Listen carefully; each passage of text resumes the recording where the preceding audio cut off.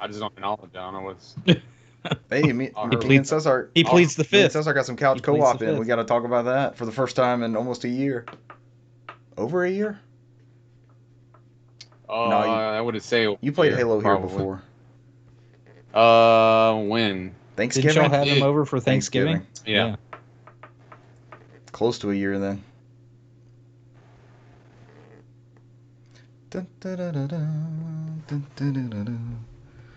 Because y'all didn't get together near Christmas, did you? Mm-mm. Because that's something y'all usually do is go Black Friday shopping together, and that didn't happen. That's one of the highlights of the year usually. Damn, that was 2019 when we got Gears. We went with a friend of the show, Dale, and got Gears 5. Damn. It didn't feel like it was that long ago, to be honest, but it also feels like a lifetime ago at the same time. I just want you to know those Final Fantasy remasters on Steam. The music's fucking amazing. It's good. The Ometsu tracks that he retouched, they're nice. Oh, he had his hands in it. He redid all of them. Oh, that's awesome. Why didn't they lead with that? Why didn't they call it the music remaster? Really good. They're really. Why didn't they call it the good. music remaster instead of the pixel remaster? I don't know. They come with a free sound. They come with a free OST when you buy the games too. So. Is it a separate download? I think they sell as like plus DLC or something like that when you buy the bundle things. I wonder if those are up somewhere. That's what I'm interested in. Yeah, they're just straight MP3 rips. They should be up somewhere. So. Yeah, they'll probably eventually come to console as well, but I don't know if they'll have the soundtrack. Was it not? I'm still waiting on Chrono Trigger, so I don't know about that. Was it? It wasn't coming to Switch, and that's what everybody was bitching and moaning about. Most people were bitching about Switch, while there were some people out there just put it on everything, which is the thing I would shoot for. So. All right, I usually look at GameMP3s.net, but I don't see it there. They've been real quiet They recently, have. so it's not a lot of updates. I think they kind of got out the game. They usually only come out every so often. So yeah, Final Fantasy VII Remake Integrate is the most recent one they have. Oh, it's so fucking good, man. Let me see if I can play some. Maybe you can hear it. Maybe. Oh, I want to see if it's out somewhere.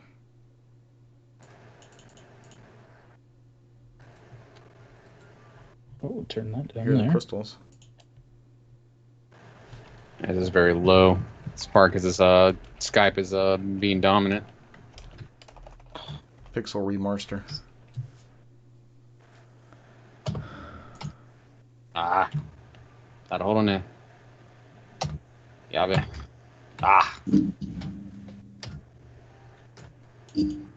Oh, the special soundtrack's 3 songs, sir. Don't go in on that. No, you gotta buy the DLC one for the complete. So no, even though the new version, you'll see some. This is bait and switch. You will only get 3 tracks from each OST. Even worse is that they won't even be the new versions. The 3 tracks will be the original background music from the original version of each game, cross-faded with the new versions of Final Fantasy Pixel Remaster. Oh, it's only 3 in the remixes on there. That's fine.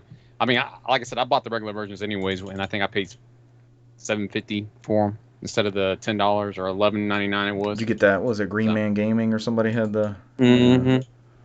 I'm not sure I see the value in a digital soundtrack anyway, given that it'll be all over the internet. A physical CD or something would at least be something that YouTube can't offer. Who is this guy? Go back to your dinosaur ways, your prehistoric concepts of music distribution and pre-order bonuses. There's the trailers.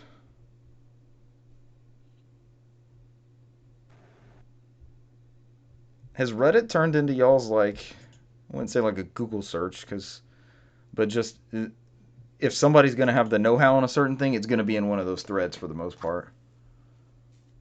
That's what I've discovered, at least. Instead of just like this broad Google search, like who's encountered this? Reddit is pretty spot on with stuff. Definitely. Save 20% on Final Fantasy OST and wallpaper. Special soundtrack 3 songs and wallpaper 2 images. Why would they do that? Oh, I mean, it's whatever. I played the game. It's the soundtrack's banging. That's a Chromebook with built-in virus protection. I'm still not paying my $12 for my YouTube Premium. I refuse. Everybody at work keeps telling me to do it. I'm like, no, I refuse. No, we pay. I'll watch every. Ours is like $6. Oh, we get this. We're getting the student one. That's what it is.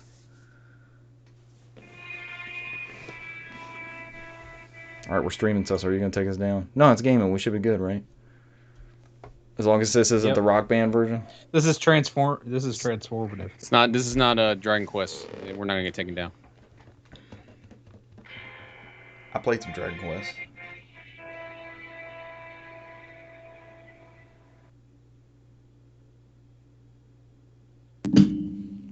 And somehow it took me to a Walmart website. Yeah, I was like, we lost it. I'm like, they're really doing this dramatic pause here.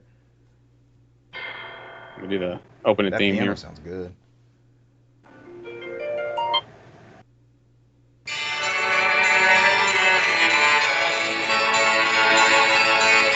Yeah, back it up some just a little bit, but it sounds good. There we go. Always go with Matoya's Cave, man. That's always the barometer.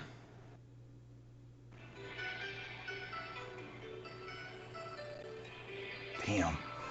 Uh-oh. This is almost like Uematsu has gotten the chance to. Here you go.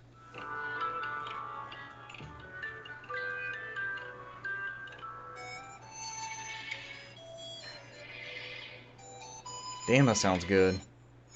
The whole soundtrack is a banger, man. Good. It's so good on all three of them. He redid all of it. Every song he retouched. There's so many more layers than we could get on that 8-bit NES sound chip, you know? But he's got an opportunity to go back and do these with a bunch of different songs. Like, who's been able to do that outside of George Lucas? Who's been able to take something they created and, like, improve it based off the current technology like that and still keep it true to the source material? Join me. It's a rare thing. Buy your Steam Deck versions. Buy our Steam Deck versions. Steam Deck exclusive. Steam Deck.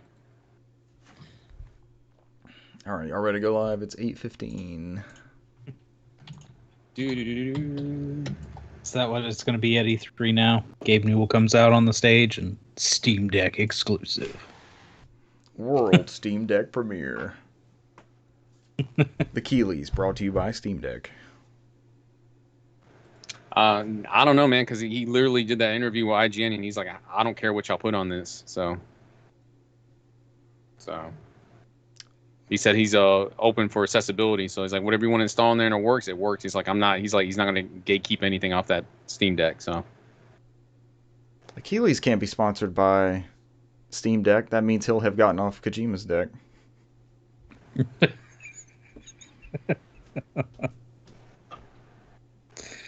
Oh, see what he did there? Yeah, I'm just waiting for my portable version of Ocarina of Time. So, all right, let's get our lead in. Let's go.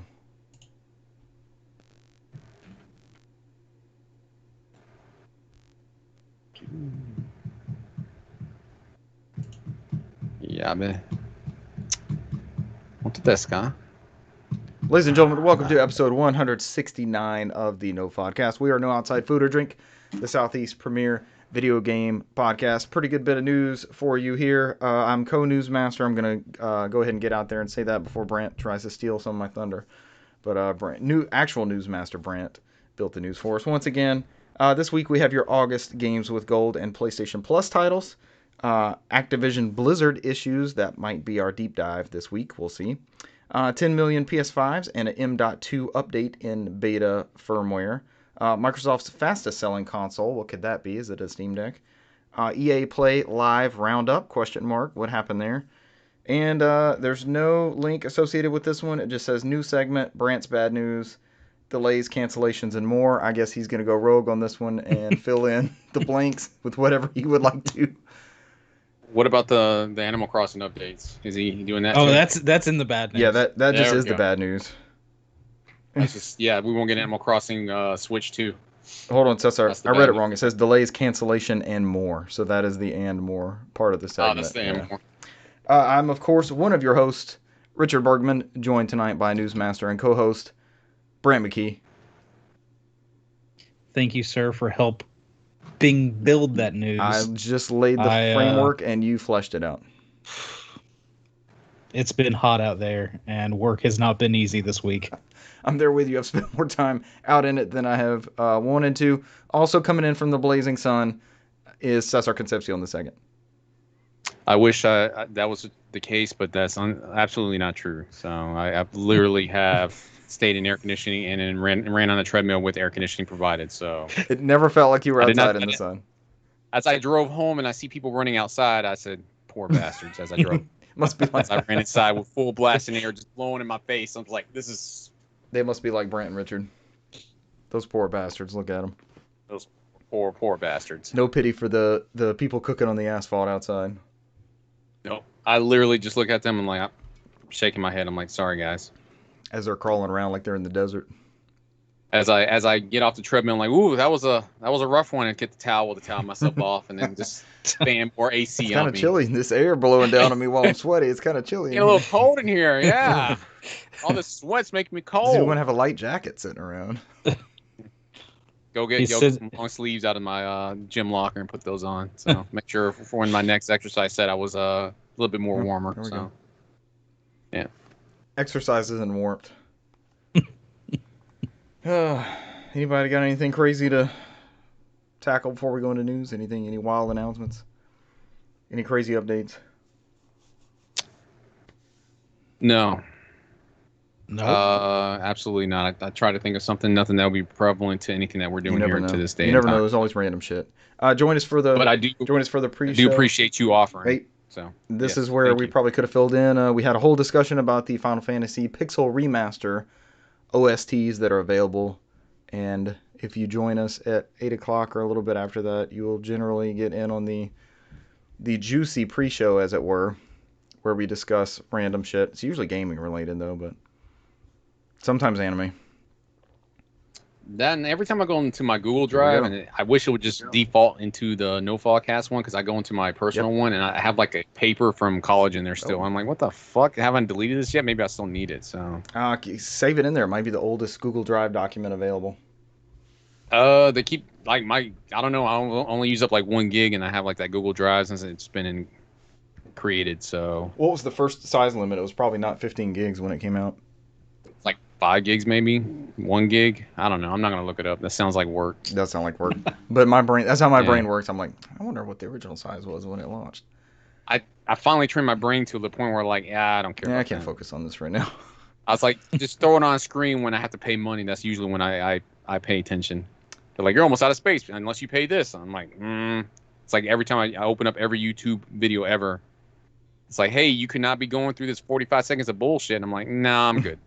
I'm fine. I'll deal with it. Yeah, I'll work. Unless it's giving me something like some ridiculous message or some ridiculous commercial. And all right, my biggest complaint with that bullshit is that the commercials run flawlessly at like 1080p at 60 frames per second. Then it throws me my videos and it's like 140p and argues with me like, I don't know if we can run this at 1080p. And I was like, bitch, you just ran the commercials. Yep. I like the highest quality ever, and like you're telling me that the video I'm watching now you can't run that. Come on. I just watched that Longhorn advertisement, and that steak looked fucking juicy as hell. It had the seasonings all over it. I was watching it flip on the grill in slow motion. Never buffers. Like most of my videos I watch buffer at some point. So my question to you, Richard, is that if I pay for this YouTube Premium, does that guarantee that I will get bufferless videos? That might do it for me because I'm tired of that. I do not have that issue. I might do the 1 month to see if they're locking me behind a buffer wall. Do the trial, or do the student thing like we do and get your throw your EDU in there. What's the date on your paper that's in that drive? Give us a date out there.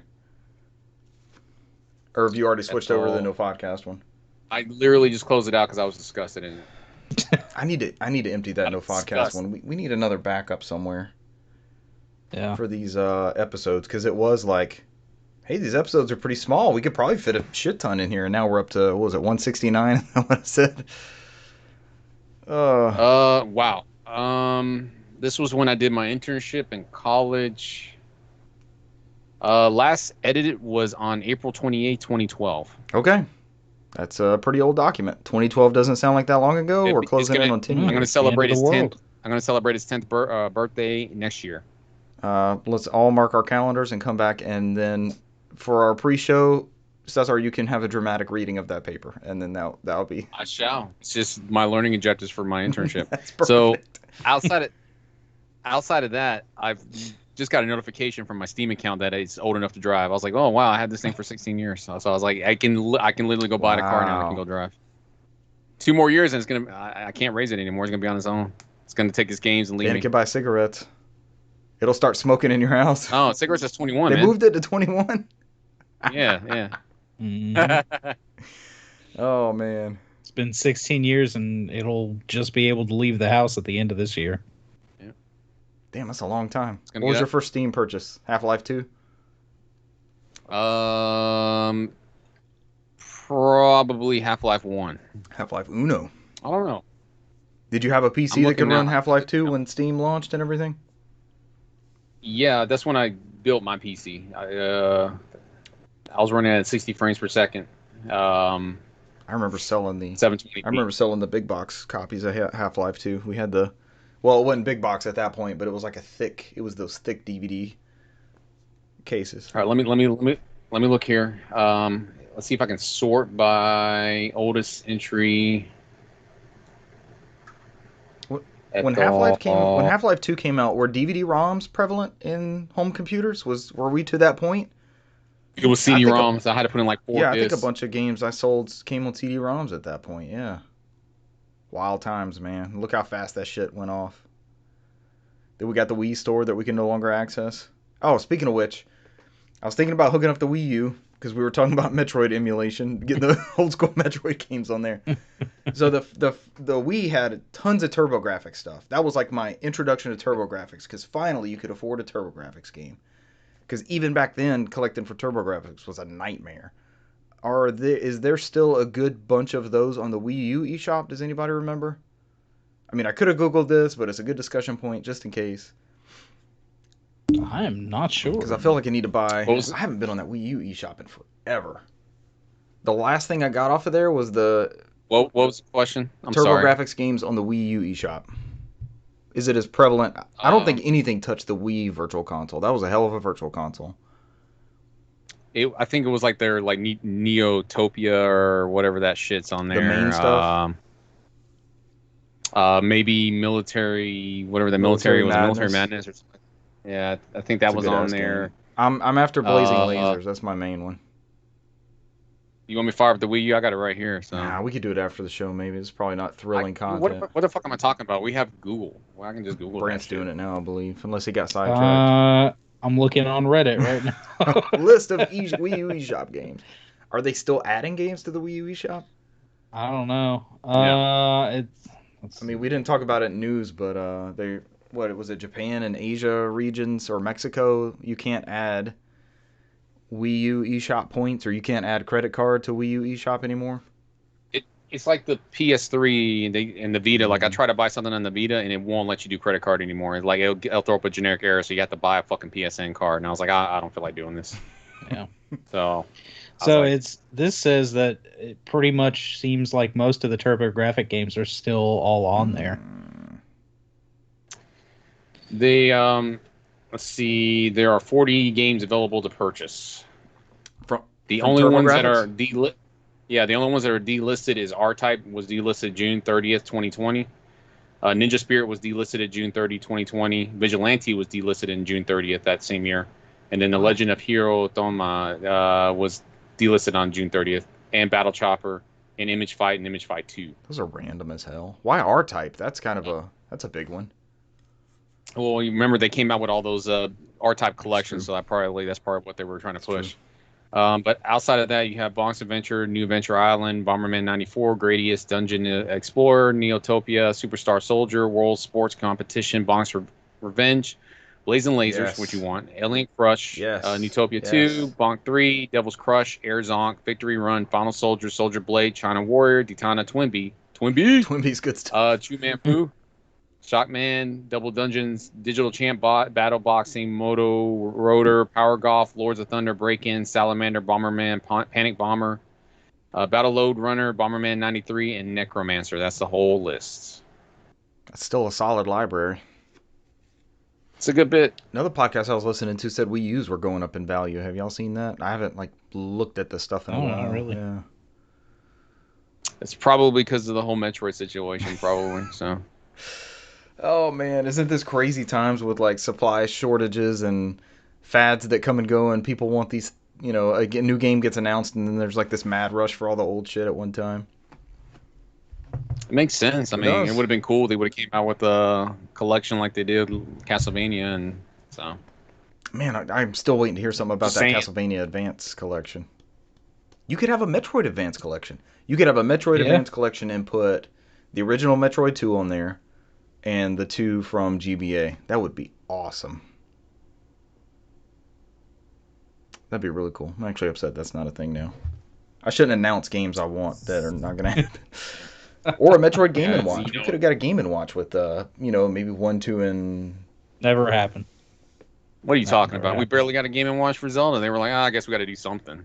That's what they were operating Does on. that, So. that little mini, it's like a nano something in there, will it run Super Nintendo stuff? Or have people pushed that you know of? I I don't know. would imagine, but I haven't seen anything been hacked on those things because usually that's Yeah. pretty prevalent. Usually when those things come out, somebody's doing an Ah. article that somebody's already got 45 games running on this thing. So But they hacked it. It was hacked like right off the rip, but it was this one of Yeah, those things yeah. where it was like you saw all these ribbons and shit connected to it. Like it wasn't a clean. yeah, but they're not running like 45 or 50 games like they were doing like the minis. Yeah. So I want to say the dude put like Doom on it. I mean, it was super choppy, but you put Doom on anything. So yeah, that was the main thing was to try and put I'm actually Doom. running Doom in OBS. It's every episode we have. It's actually in the background. It's Doom is in there. I would imagine it's probably just a storage issue maybe on those things. Yeah. So. Storage over horsepower, and then you got to add buttons. So you got to look at their manufacturing. They got to add shoulder I mean, buttons and 2 extra. if you look at that, I mean, technically you could run any NES game on there. I mean, those are basically NES emulators. But I imagine it's just a storage issue. Probably you just can't. There's no way to add storage in there. Like somebody's usually doing something to add storage. Yeah. So that's my guess. Maybe they have just enough for those games. So We'll see. I heard some other people pointing out that those Mario ones are still on the shelf. Like you can go just about anywhere and get one of those Mario Game & Watches. They're worried the Zelda ones, there won't be as many. Like they overestimated. And the point was made, like Nintendo hates stuff being on the shelves. Like they hate that merchandise sitting out there just on the shelf. So I think that's part of their FOMO artificial scarcity thing they build in. But I guess they thought they were going to sell a bunch more of these Mario Game & Watches. What do you think man? What do you think the markup is on those? What are they? 50 MSRP or 40? I think they're about yeah, 50 they're bucks. 50. Yeah, 49.99. I've seen them like 40 at some Yeah. point in certain places from sale. So What price point does it get? 25 is the point where you get you start buying them like crazy. Half off. Just sweep them all into the cart. That's exactly where I was going. You knew that's where it was headed. Yeah. What's our buy point where we get everyone we can find? I mean, that's how I lucked out with my micro. When I bought my micro for like $50, and they 50% those off. So Hey Cesar, we got PS1 sealed PS1s back in the day. Cesar, this I'm looking at mine right now. This Yeah, Blockbuster's it's still got sealed sealed with the Harry PS1s. Potter in the bottom. I'll hold one for you. I think I waited there. I don't think I had enough money to just straight buy you one. I had to wait there with it. Those were the days. I got a seal PS1, seal PS2, seal PS3, and a couple seal PS4. So I'm good. And I just got to make the jump to whenever PS5 needs to be sealed. The So legacy of PlayStation at the palm of your hand.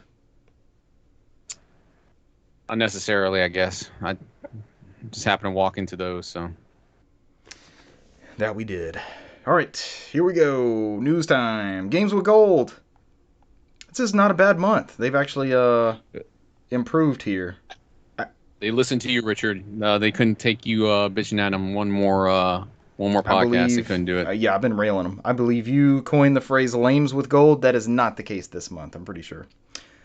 That was not It's me. a pretty good That game. has to be Brant. Yeah, it's 100%. Brent builds the news, so I get that. You're getting. Let's run down the games. You're getting Darksiders 3, Ukulele, and then via backwards compatibility, and for 360 owners, you're getting Lost Planet 3 and Garo: Mark of the Wolves, which for a long time, well, I guess it still is. That MVS cartridge is like super expensive, and we didn't get that game for a long time on Neo Geo.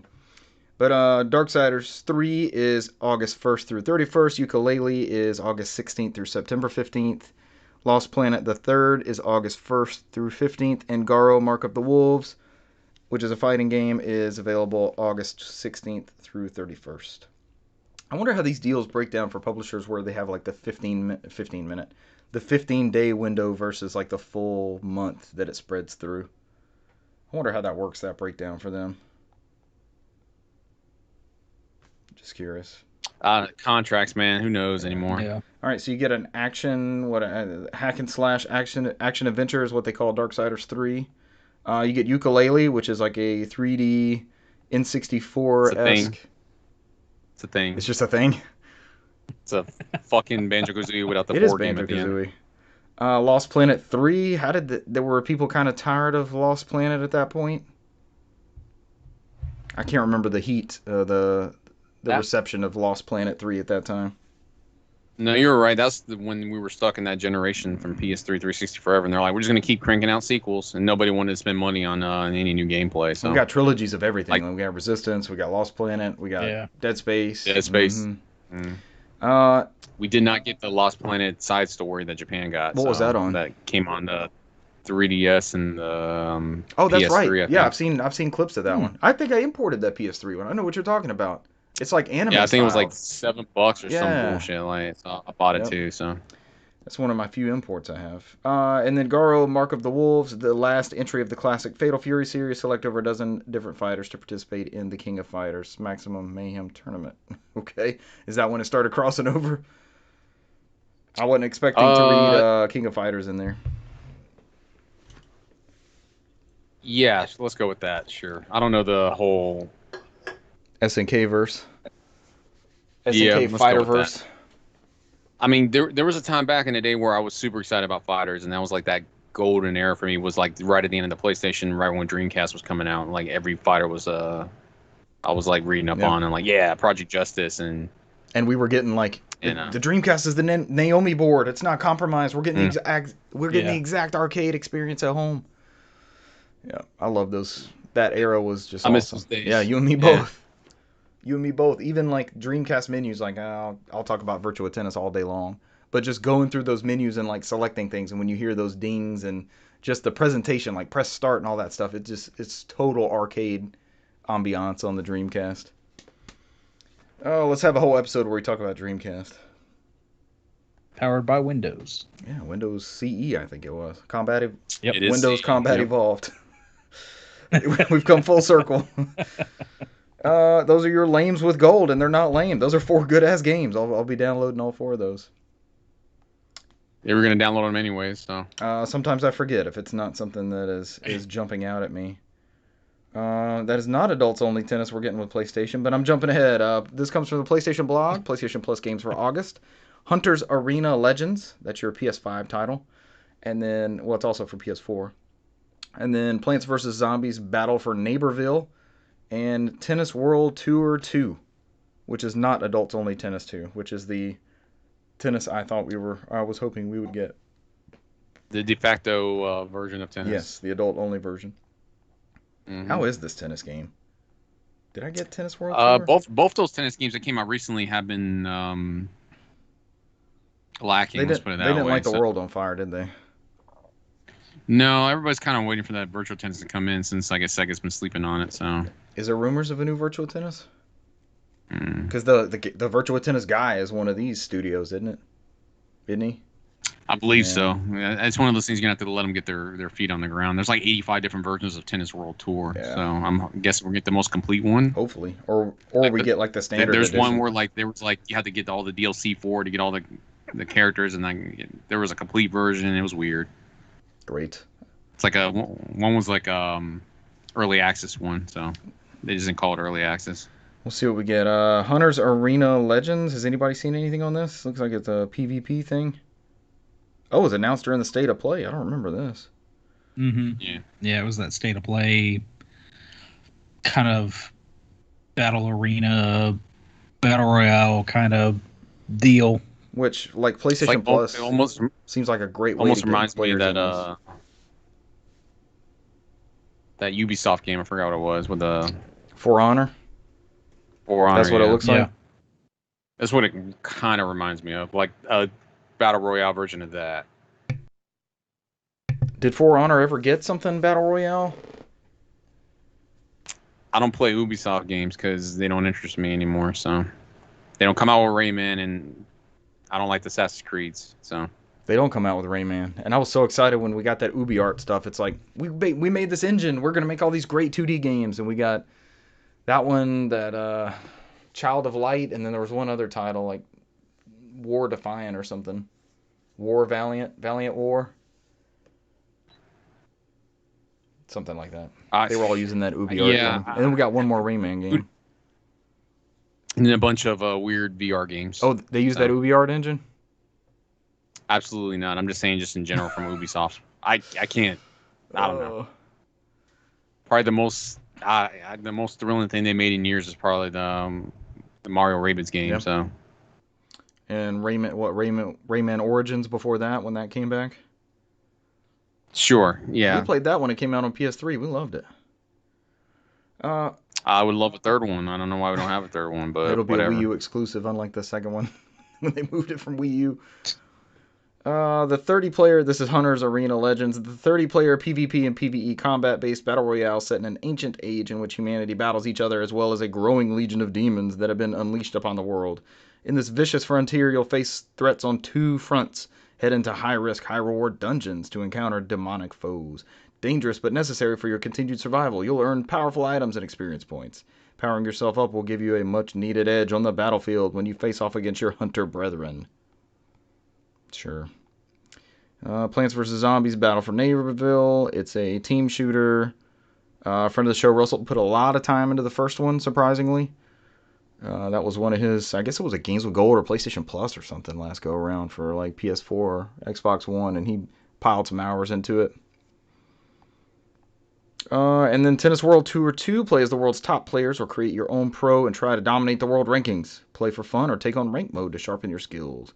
In career mode, manage your season, your staff, your equipment, and your sponsors.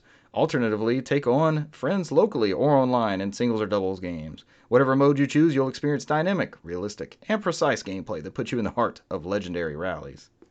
All three games will be available for PlayStation Plus members to add to their library until Monday, September 6th. Oh, no. I mean, the only... it doesn't say complete version. He was shocked. I don't know what we're getting. Oh, no. Yeah, this would be akin to like when there's expansions and stuff out. Like if we got the first Warhawk and we didn't... They want you to get hooked on that and then sell you the two little expansions that came with Warhawk. Who knows, man? I don't know, man. I just want a good tennis game. Where's our next gen Warhawk? That's like the perfect free to play thing, right? And you can sell skins for all that shit. And we look at this point, we can kind of hope because Sony's been trying to get studios to do multiplayer stuff. So maybe. I mean. That's a good one to bring back. So. I mean, they did it. That was a PS1 franchise. Remember, they kind of like reimagined it as that PS3 online game. Mm-hmm. Or maybe it's just my old man yelling at this guy trying to capture nostalgia. And how profitable was it? Because Sony right now seems to only want to play it safe and go for those big budget titles that are going to make them easy money, basically. Or guaranteed money, I guess I should say. Not necessarily easy, but guaranteed. I mean, they lost a lot of their pillars. The only thing that's making them money is their movie studios and the gaming. So they're going to play it safe. They don't have the PC anymore. They don't have cameras and cell phones and all that. Mark Cerny has a VAIO computer. I saw it. I was going to say, Mark Cerny is still using that damn VAIO. I'm surprised that Sony owned 25% of that company. I thought they got it all together, but they still out there. They own a percentage of that company. I was like, okay. It's not bad. But they don't do anything else outside of they just get a cut. So it must not have been a viable industry for them to stay in. Uh-huh. Oh, that one was rough. They're pouring all their money in Knack 3, so don't worry about it. Knack 3, baby. Yes! Powered by VAIO. Brand's like, yes. That's what I've always wanted.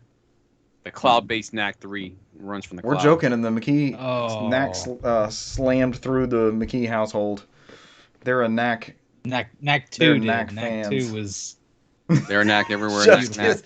It's a piece of Brand's art. giving chef's kiss for Knack 2. You Mwah. need to see how the knack trilogy ends. The sad thing is we won't get another knack. We'll get another Crayola Scoot. Ugh. Then there's that. I guess where I was going to go with the Battle Royale stuff, your heavy hitters are, but there's other people that have tried. I think that Rocket one has taken off. Not Rocket League, the dodgeball. Oh, Rocket yeah, Arena? Rocket Arena. No. Oh, no. You're Knockout City. Knockout yeah, City. you're talking about Knockout that City. Seems like I see buzz about that nonstop. I still haven't tried it out. It looked like something was up my alley. Have any of the big three, like, this is the way gaming is going, and even like Bungie 343's been out there saying Halo's not going to be a battle royale. The only BR in our game is battle rifle. Like, why have they not put resources into creating one of those and having that in-house? That would really draw to that platform, because you can play Fortnite on anything, you can play Apex on anything. It seems to me to get that next big thing, that would be your system seller just developing that on your platform. Or is this a success of those having them everywhere? I don't know. I see it as an oversaturation in the market. It started with what was it, H1Z1, and then it really popped off with Player Unknowns. PUBG was the first big one, and then Fortnite just straight ate and it. then once Fortnite gained popularity, it exploded, and now Call of Duty has Battle Royale. There's Battle Royale, just about anything and everything you can think of. Endless knockoffs, and so I'm semi glad Halo isn't doing that. I would understand them if they did, because it is so popular, they'd want to draw in that crowd. But also, it might be good to just not. Because it does seem like, from that presentation that was what was showed off the other day, because this weekend is the open beta, or the start of that open beta testing, that first Did y'all look. get in? I did not. I still haven't. I've been checking email. You got I'm in. in? I don't have it's not available to download yet. I Ooh. keep anxiously checking my email. Please God. But I did not apply. So do what? I did not apply. So. But it does. It looks interesting. It looks like Halo. It looks. There was that one map looked kind of like Call of Duty. Mm-hmm. What was that? The Bazaar. It's a faster looking Halo. But I think it'll be enough of a Halo experience that Bizarre. And what's the most important thing about the multiplayer for Infinite? I may have answered my own question. It's going to be free, and it apparently plays great on Xbox One, like the OG hardware. Yeah, 60 frames per second. It looked like it did get a little choppy, but they clarified afterwards. Yeah, that's to be expected. That was a stream though, so that makes sense. it was a stream. And they clarified it was coming off the DVR. Like, it's coming off the built-in DVR feature on there. And that only records on that one, only records at 30 frames per second. So you had a little bit of a hiccup there. Why they would choose to show that, I don't know, but we also got Craig the Brute from the reason they did was because, remember that whole debacle again with Cyberpunk, is because they didn't show anything of PS4 or Xbox versions of the game. True.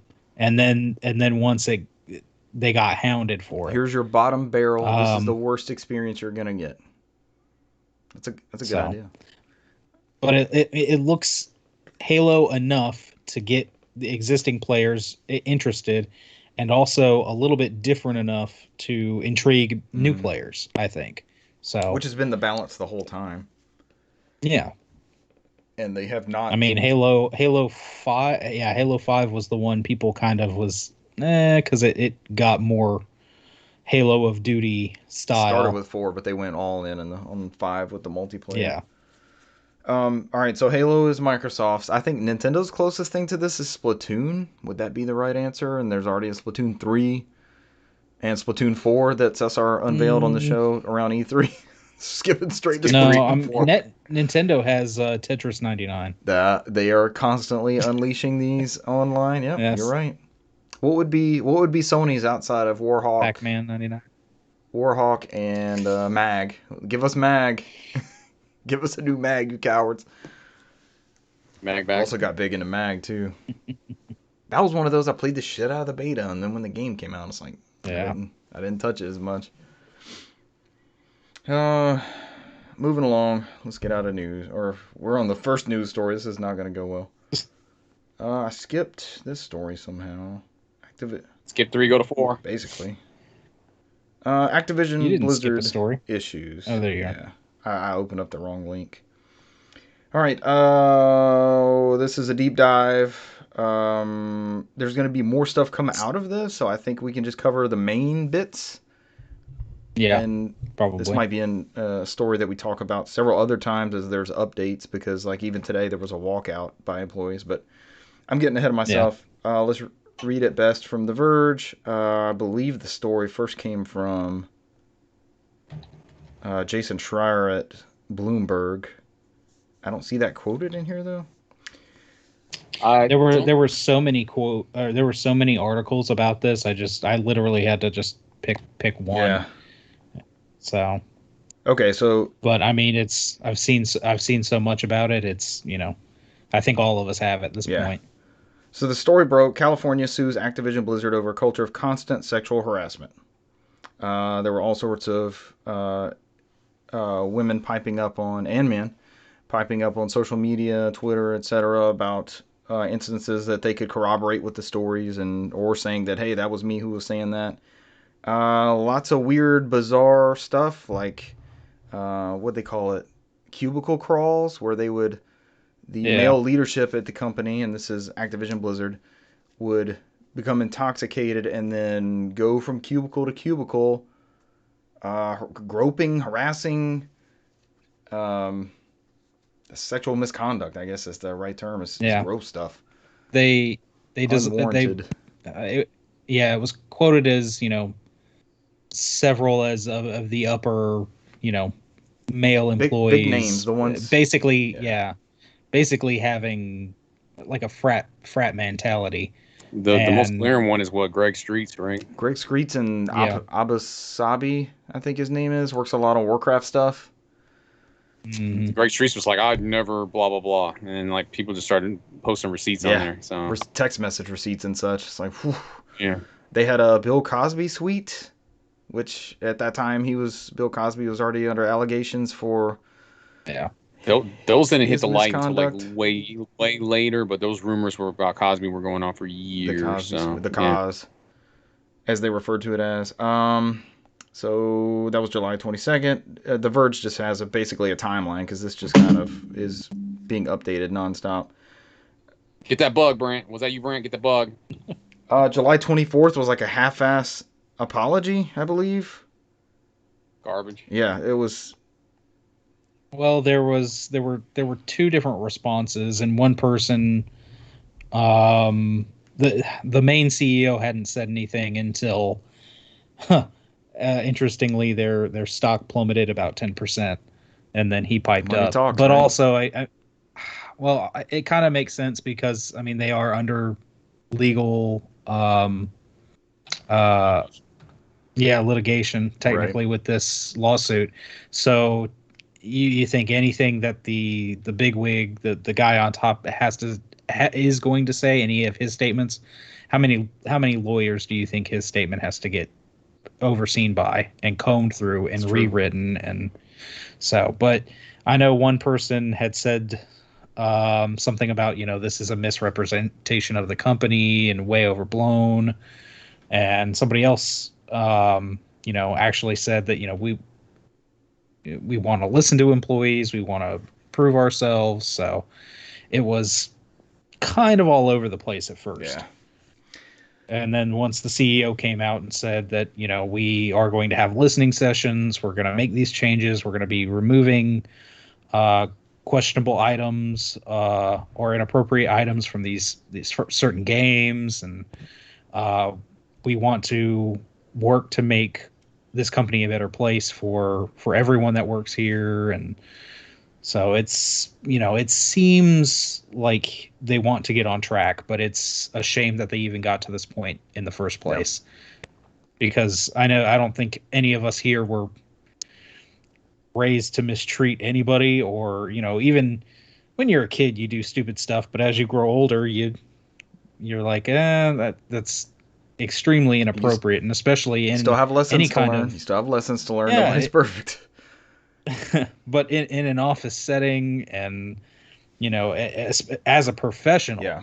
I would, there's certain things I would or do with my friends joking around that I'm at work, I would never do this. Or could you imagine going into work and just getting extremely drunk and going from room to room and just like even in a joke hitting on Yeah. another employee? And from a position of power It's where you can get away with it. Yeah, that's extremely, like, where's your mindset at that point? Like, how do you ever think something like that's What are okay? you in it for? There's a lot of allegations of different expectations for male and female employees, where females were expected to, they caught grief for maternity leave or leaving for doctor's appointments for children. Male coworkers would drink and play games, and I mean, even though they're in the games industry, you're not playing games. It's not you're not tightening up the graphics. You don't sit there tightening up the graphics 40 all day. hours a week. So there was a walkout today. Staff will meet outside Blizzard's main campus on July 28th. Apparently, Blizzard is encouraging its own employees to attend Wednesday's walkout with paid time off. Bobby Kotick did write a letter. That's what they were saying. It was tone deaf. There's the framed photo of Bill Cosby that came out today with the Cosby Suite thing, which is god awful. It's ongoing. It's not good. And this is across. Did y'all see anything outside of, like, it seemed like World of Warcraft type development to me. It seemed like that particular group of Activision Blizzard. Did you see anything outside of that main?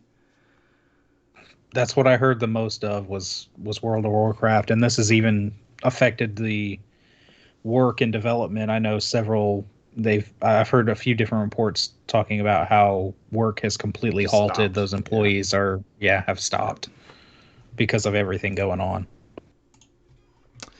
All right, so we'll have more updates on that.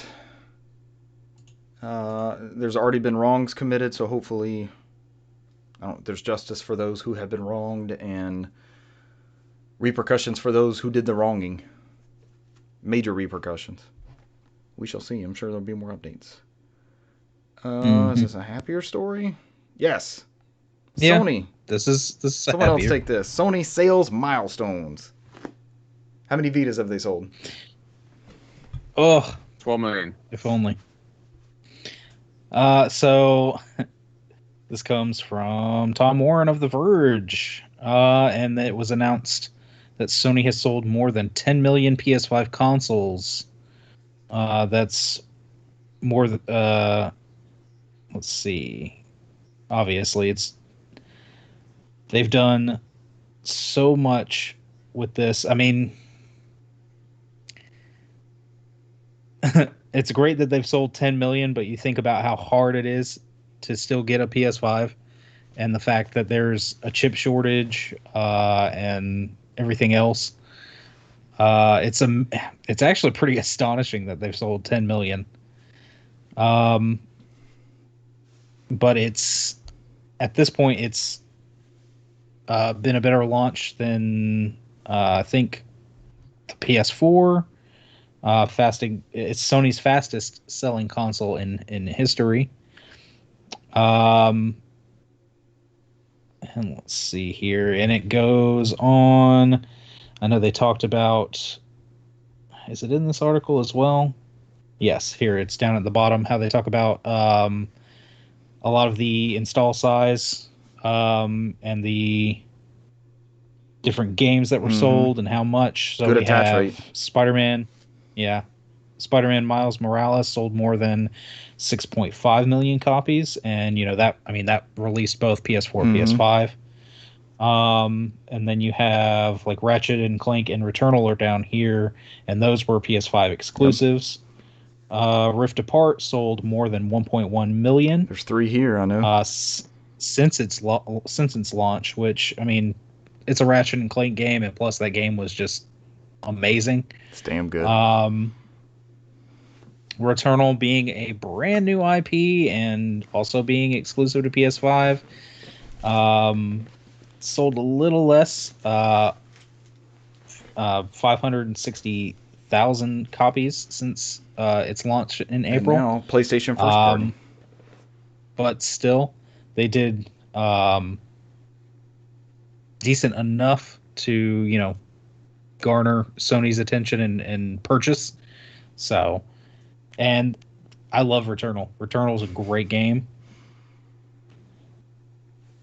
Let's see. I think, and like you said, I think that game's going to sell more once that price drops. So you'll probably see it jump up. Yeah, I don't know. I don't know if they'll ever come out with a PS4 version of that, but honestly, I think they could. You don't think it was too demanding? I don't think it was too demanding. I think it would be one of those where it would up its load times probably significantly, because this game, it was one of those where it didn't necessarily load. Sometimes when you'd start it up, you'd have like a small splash screen, maybe of the house, or of like some weird alien creature just kind of in the shadow, and it would splash up for just a second, and then boom, you'd be back in the game. So, but I really could see it possibly having a PS4 version, PS4 edition, yeah. PS4 Pro only. But I mean, now that it's released, I don't know if they'll do that. It seems like they're kind of going that way now with just the newer titles that haven't been released yet. I wonder if now that I see the 10 million, I was thinking about, didn't PlayStation 1, didn't it get like a special 10 million unit, like a different color or something, when they reached that milestone? I thought for some reason. Found it, garage. I remember that like blue, that like see-through blue. I can't remember if that was for the 10 million. Yep, 10 millionth PS1 sold. It's like a bluish looking color. Well, it's like a blue black. Is it? It's like that see-through. It's not that net Yoruzi looking one.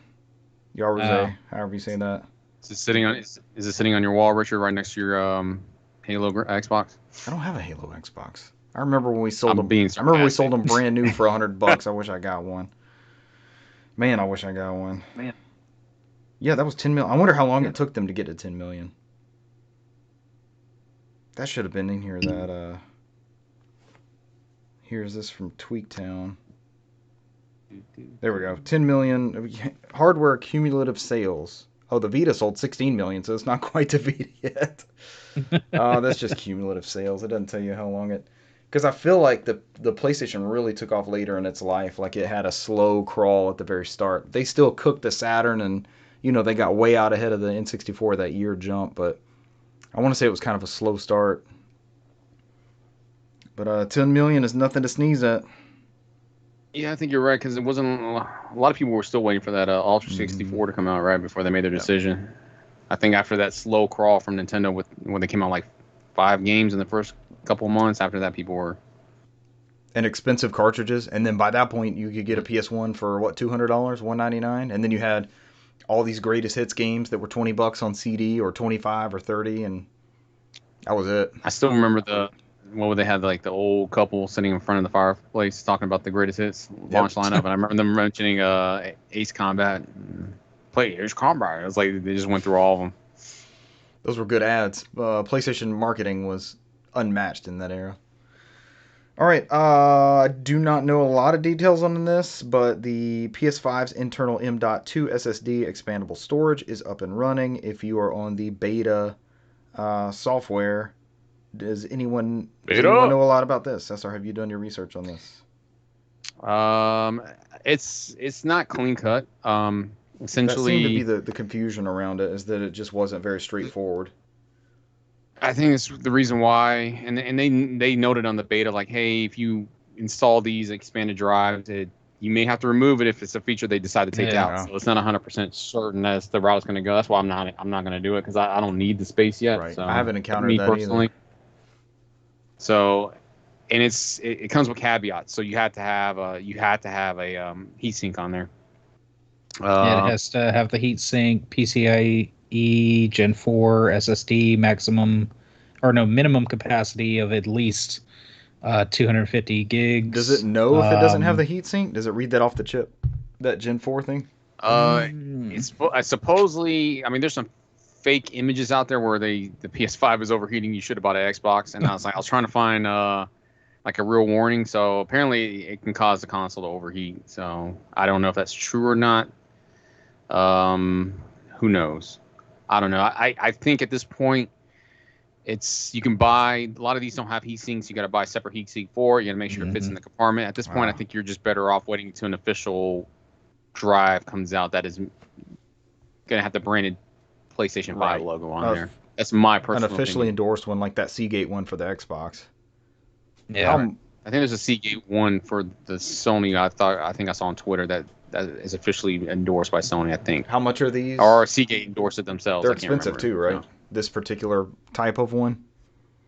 I think the Seagate ones, when I looked, were I think the 500 gigabytes was like one something, and you can get a 4 terabyte one for like $600 or something like that. That's the first time I've seen a 4 terabyte one. That's what drew my attention when I saw that. I was like, oh, a 4 terabyte one. I've never seen that before. That's new. Man, that's wild. So the official NOFODcast stance is wait on this. Don't go slapping shit into your PS5. Just wait. You know me as the guy who normally jumps on stuff like this, just to experiment and see what's going on with it. I looked at it and I'm like, I could. Nah. Nah. The Verge notes, if your M.2 SSD isn't compatible, you'll be met with a warning from your PS5 that you need a Gen 4 drive with at least 250 gigs of space. Otherwise, you'll need to go ahead and format the drive for use for the PS5. They said at the very end, because they tested a bunch of them, they said they tried out Corsair's Force MP600 and a Sobrent Rocket to confirm that they work, but they don't have the heatsink attached. So is that where the big no-no is at? So yeah, I would say get the heatsink. Nibble, how you pronounce it on Twitter, he's the one that did it. I'm looking at it right now. So according to the Seagate website, he posted the link on here. Seagate has confirmed that their new Fire CUDA 530 SSD is supported by the PS5, and the prices according to Seagate's website is 500 gigabytes is $150, 1 terabyte is $250, 2 terabytes is $514, and then a 4 terabyte is $1,000. But I've never seen a 4 terabyte ever. That's pretty new. Yeah. I've always seen them capped out at 2 terabytes just for standard. For the NVMEs, I've never seen a 4 terabyte, so this is the first time I've ever seen one. So the interesting thing is that it requires this super fast storage, right? They're not just letting you hook whatever up to it. That's for PS4 titles if you're going to have that external old style. It still has to be USB 3, but that bar is pretty low as far as that goes. The only thing that worries me with this, and it's kind of a different market because I think of the Vita and the overpriced memory cards that you had to buy for the Vita when you could have just got an SD card. But unlike the Vita, the PlayStation is actually using this storage for a certain, like it's programmed, it's built to take advantage of this. You don't have Rift Apart without this type of storage. So they're not just going to let you slap something in there and say that's PS5 approved, because you need that for those type of titles.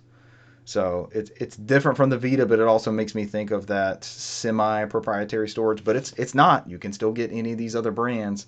It's just it's so early. It's funny people knock consoles for being behind. Like the Wii is 2 GameCubes taped together, and the PS3 had half a gig of RAM, and the PS4 and Xbox One were already outdated. The Jaguar CPU was outdated by the time they came out. And it's funny to me to be on the side of, okay, we've had this hardware in our respective living rooms for 6+ months at this point, and there's stuff that there's accessories coming out that are like too new even for it. So it's kind of cool to see that side of it, and the dust. It makes you feel like you got something future proof. So as these things come down the line, not to mention, there's like the whole. Just everything is on a shortage right now. Right. So like there's some, I won't talk about where I work at, but there's something in my job where, monitors I have a shortage now. Wow. There's a certain type of monitor that's back ordered till January because they don't have enough chipsets for it. we're starting to see it spill over into other aspects of technology. So, it's going to be tough. I mean, those same chipsets are running on those hard drives. So, I mean, everything's going to be super expensive. It's new. Brand new technology. Scarce. It's for a brand new device that's already scarce. The chips are being used for other things outside of storage expansion. I mean, I read an article where there's literally just built cars sitting at ports that don't have the chipsets. They need that, and that's why there's a car. They need the computer to ship it. They're just waiting for the chips to come in so they can install it. So everything's built. Hey man, I still got a vehicle with a cassette deck in it. I'm good. There's no computer in that bad boy. I mean, I've been pretty lucky because I think my car's still not even at 75,000 miles. I think it's like 73,000. It's a 2015, Sweet. So it's almost 10 years old. I haven't even 100,000 miles yet. That's good. You're golden. You'll have it forever. Yeah, I mean, hopefully. I don't want to jinx it. So. All right, so official NOFODcast stance. Clear the games you're not playing. They download super fast now. They copy super fast. Just delete them if you're not playing it. You're not playing that many games. You don't have time to play that many games. Delete those games, you animals. Go outside. You're better off on just an external for your PS4 games and then just keeping your internal for PS5 because there's still at that point there's not enough PS5 games to take up that hard drive space. So and you probably have more of an issue on Xbox because a lot of those games with a smart delivery tend to run better on the internal or on their memory card. So if you want quick resume. Don't they have to be on that hard drive as well? That is right. Or that memory card expansion, yeah. Oh, it'll run off either one of those? Yeah. It won't run on... Yeah, Quick Resume will not do on a standard external. It has to have that memory card or that internal storage. I just downloaded Flight Simulator. It's a big ass install. I've heard that's a huge It's game. in there. What's the biggest things you guys have on your PS5s? I think the last time I looked, mine was Final Fantasy 15. Oh, gosh. Final Fantasy 15 was like 110 gig install, if I remember right. I'm not sure. I'd have to look. I'm looking now. Hold on. Storage check, everybody. Is it on the app? It is. You can do storage management on the app. Ooh. So yeah, it shows it on here. So my biggest install at the moment that's PS5 only is Final Fantasy 7 Remake. It's 91 gigabytes. That's a big file too. So you can have next one up, probably 6 or 7 full AAA games on there.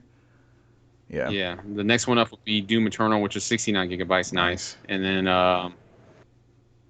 after that, third place would go to system settings. I wish. Final Fantasy 14 Online, which is 40 gigs. See, they're not bad. I feel like they're not as astronomical as last go around, but I still only have like only got like half of it used. I see. Yeah. I think I'm good. I think Olympic Games was only like a 30 gig install, so it wasn't that bad at all either. I gotta give it to them. Their app's really nice because I can actually go in here and I'm looking at my PS4 storage on my external, and I can look at everything on here. That is good. And I can delete it from here too. All right, that's our storage check. Let's get through news, or we'll never make it. Xbox Series X and S. I got a bad gateway just now. Hold on. I'm still getting it. Essentially, I got a bad gateway on there too. So essentially, get a bad gateway. Read it, Brant. All they talk. Oh dang! All they talk about is that it's their fastest selling console of all the Xbox consoles they've released. They still have not released Game Pass numbers yet, but I think the estimate was like 25 million. Their guess is because I think the official numbers was 18 million at the end of the last year, and then there was some guesstimates of like 23 million like a couple months ago, maybe a month or two ago. So outside of that, I think they're still pulling in like $10 billion or something like that. I think that's what they were saying off of their gaming division. So I mean, it would be nice. Consoles for these conversations, it would be nice to get back for them to reporting numbers. They stopped reporting numbers early into that Xbox One game. They were tired of getting trounced, so they just quit announcing it. Yeah. Nico Partners senior analyst Daniel Ahmad, who we follow on Twitter, this comes from Games Radar, estimates total sales for Xbox Series X and S had reached 6.5 million as of June 30th. A sizable bump from Xbox One's 5.7 and Xbox 360's 5 million in the same time frame. So that is good, and you got to think a big portion of those are This article says scalpers, but I'm saying once someone actually gets them, a big portion of those are going to be Game Pass subscribers at that point, right after that, which is the true revenue grabber. What is the term? Do what? The true pathway. Yeah, the true path to Microsoft victory. Hey, Microsoft's a subscription company. That's what they want you. So we know the original Xbox didn't really take off until kind of the latter end of its life cycle. It ended up beating the GameCube. The 360 was highly touted and got that year ahead of the PS3. But I remember it having, it had Red Ring of Death, and then like 2 of the 4 launch consoles that we got at my store were dead. They were dead on arrival. They didn't even work out of the box. So I think they limped out of the gate with that one. We all know what happened with the Xbox One. This, despite not having a flagship title, launch title, they had the Medium. Would you say that was their number one exclusive for quite some time? I mean, at that point, that's when they were starting to, look for things that will fill up that catalog for Game Pass. I think that's the only concern was. I mean, that it was available for purchase, but they were looking mostly people to interact from Game Pass on that. And they're starting to roll in. Like, that was the Flight Simulator is a big one. That was their beginning of doing like the AA titles that they were getting, that you can get day and date instead of having to wait like that model where like, give it like I gotta wait 6 months and then maybe I'll hit Game Pass eventually. They were doing like day and date and new release. Dungeons and Dragons was one of them. That's where it started. Yeah. So, yeah. But I think this has been their most solid launch. That Xbox One hardware was really good. Like I don't know anybody that's ever burned up one of those original VCR models, but they were coming out of the whole. Here's how you share games on PS4, and the Kinect. The Kinect came in every box for $100 more, and you had all that stuff that. And you can't get rid of that damn thing. I've tried to trade it in. No, hold on to that Kinect. Shit. Yeah, I'm holding on to it now. Hold on to it. No, you need to hold on to that adapter. Is what you need to hold on to. Yeah. I used the Kinect. We were using it for like the voice control thing with Cortana. We were using that until they literally patched it out, and I was like, no. And I stopped using that as the main like entertainment thing in the room it was in, because that was a great way to cruise through stuff. All right, so console gaming is healthy. They said it was going to die, right? But look at us now. And I think that before this thing crapped out, for some reason their website is just, it's down or something. You killed it, Brant. Or at least that section is. But I think it even said something about, the S's are selling well, but the X's had sold way better. It seems like what a lot of people were looking at early on, it's, why would you spend the money on an S when you can get an X for, about $100 more, and it's more powerful and has more storage? And let's be honest, the S's were not for U.S. consumption. Let's put it that way. They knew that people were going to buy X because they always tend to buy the powerful consoles here. Europe is PlayStation country. They were pushing the S's there for people to buy that as their second console, and that's what most people have been doing. So, because I've seen a lot more S's being sold in Europe than anywhere else. I think there's a good bit selling in Japan now, but they've been profiting. They've been doing those as like a secondary console. Like, hey, these are cheap. You want to play some Xbox games? Buy an S. If you're not big on graphics, and most of these people never had Xboxes before, so they're not really that concerned about them not owning games that put in a disc in there. Yeah. So I mean, that's who they're going for. I mean, the only country in Europe that was big on Xbox ever was the UK. That was it, because at one point UK was on top with them. So probably a FIFA tie-in at that time. They were probably super heavy on FIFA marketing. Yeah. I always wonder, because outside of our core group here, getting the most out of 4K consoles and such, so many people that I know still game on a 1080p TV. Like we've kind of future-proofed ourselves and paced ourselves out in front of this, but there's still so many people who have one of these new, even like PS4 Pro and the One X consoles or One S consoles, that they didn't make the jump to HDR or 4K or anything like that, and they're still plugging away with 1080p TVs, either in like a rec game room or main living room TV or anything like that. So it's almost like that $299 box. If it's going to be a Game Pass machine and you don't need the physical discs, because I also know do I know anyone else who collects discs like that outside of you guys? McLeod, former co-host, friend of the show, McLeod also is in that market and uses the 4K HDR and all that. But we're kind of the smaller percentage. It feels like the hardcore is not the main bits of this. It's the scalpers and Yeah. But it's not who's needing this box to get a copy of Panzer Dragoon Orta and pop in there and play the best version of Panzer Dragoon Orta. That we're a small niche. They're catering to that, but that's not what's getting these things off shelves. I don't think that's its main push. They did give away Crimson Skies last month though, so it's a good incentive for people. Mm. And that's one of those that I've seen system linked between the 4 Xboxes where it was all backwards compatible across the board, and they were able to system link off of them. That was pretty cool. All right, let's wrap up news with the EA Play show. Did I get everything off the dossier? Yeah. Okay. EA Play. We want to touch the big things here. I did not watch this. There's only one thing that matters, and that's it. And that is Codemasters reveals Grid Legends. Yes. Which was weird. It's like, why do we get FMVs and explain the backstory? But whatever. It seems like an EA thing to do. The game will feature a live-action story that was filmed with the same tech used by The Mandalorian. Okay, I watched some of this on and off, and I do not remember this bit at all. Why does Grid Legends have a story mode? What am I missing? It was just one of the things they touted, that they were going to have a story mode and have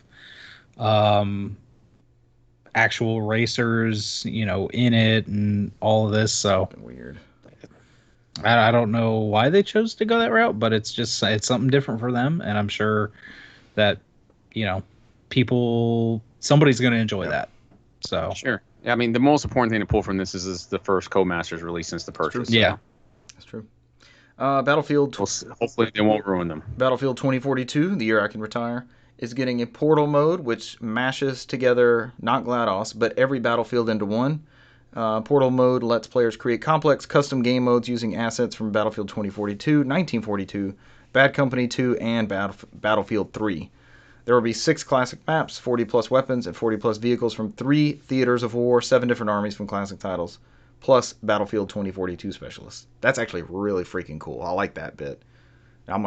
This might be the Battlefield that I jump back into, and the buzz around people who I know who have always liked Battlefield that have fallen off in the past couple of years. The buzz is back for them with this one. It seems very consumer friendly. This is not the EA we had 3-4 years ago. Apex Legends Emergence release date announced alongside the newest Legend Seer, which comes out August 3rd.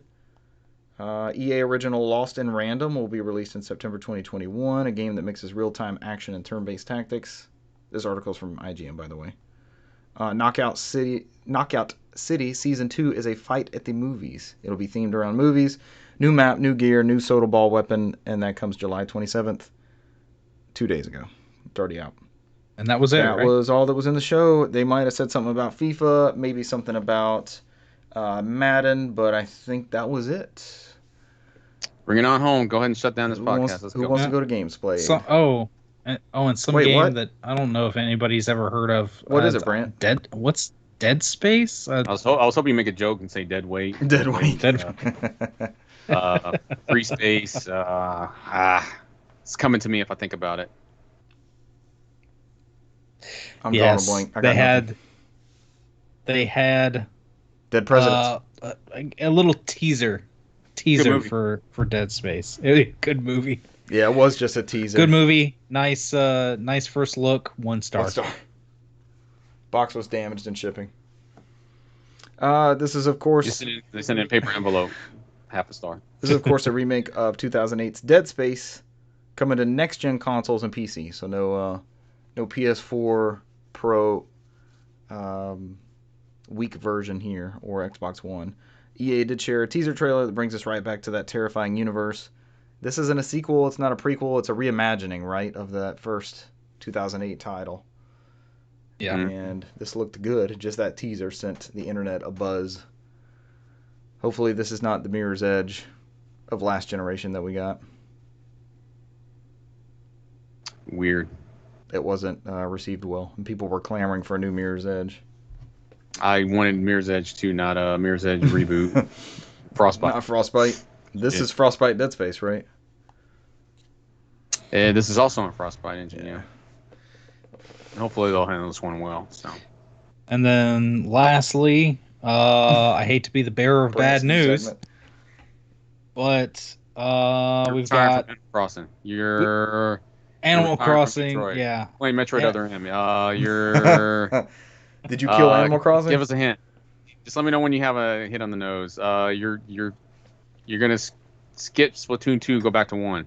Probably that's Remaster. Played the shit out of Splatoon. I played a lot of the first one on Wii U also. That's my most played Splatoon.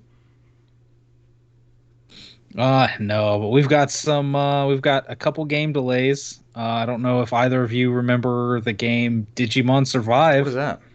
It was Mine's been pre-ordered since 2019. Yeah, and then it got delayed to 2021, and now it is going to be delayed yet again to 2022.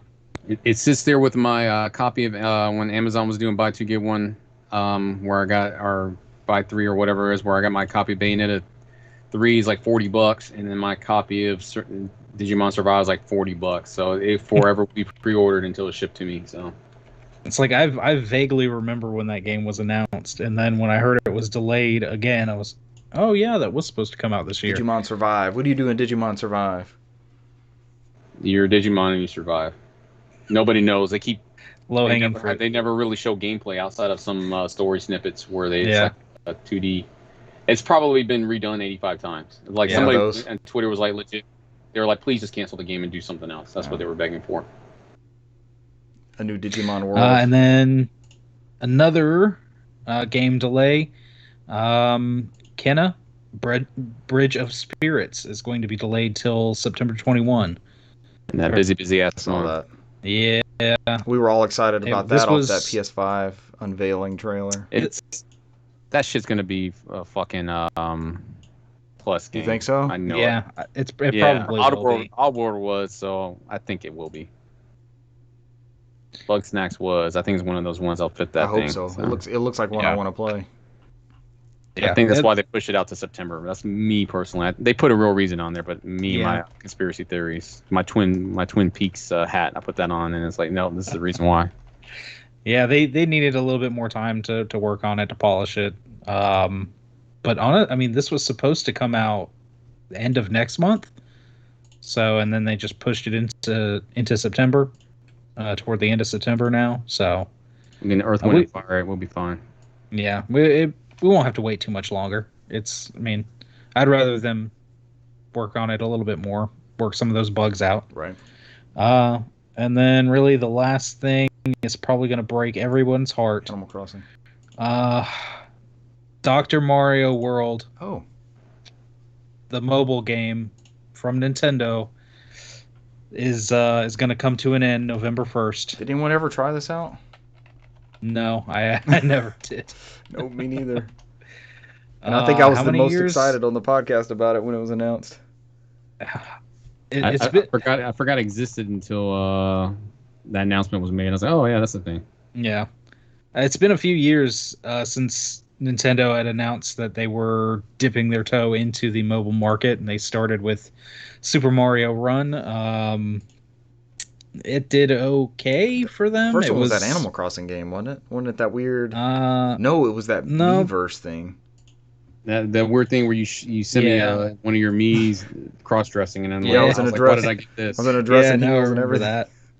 No, you were like in some kind of lingerie thing. I was like, what the hell am I looking at? And then you text me back like, I don't know, man, whatever this game is, and we just never played it ever again. I was like, I literally, when I got that, I was like, all right, I'm done with this game. That was enough. I remember we would send questions back and forth, like, what's your favorite food? What's your favorite movie? You had to I just remember I got you in lingerie, and I was like, why is this happening? And I never played the game ever since. I think I uninstalled it. I'm like, nah, I don't want this. It was like Nintendo, this is how we're going to do social media. It's going to be these safe interactions where you don't actually, and you had to choose between these pre-selected answers and stuff. God, what a weird time. But they've done some other things that have been lucrative for them. I mean, Mario Kart Circuit seems to be okay. I know that. I know that Fire Emblem one seems to be doing real good for him. But yeah, apparently the Dr. Mario world is not doing so good. So the doc is leaving. He's hanging his coat The up. doc is out. Call it Doc Martens or something like that. Doc Martens. Better. Brant's segment of disappointment. And that's been my bad news. No, you didn't talk about Animal Crossing update. Let's go, buddy. No, Don't leave us hanging. That's the worst news.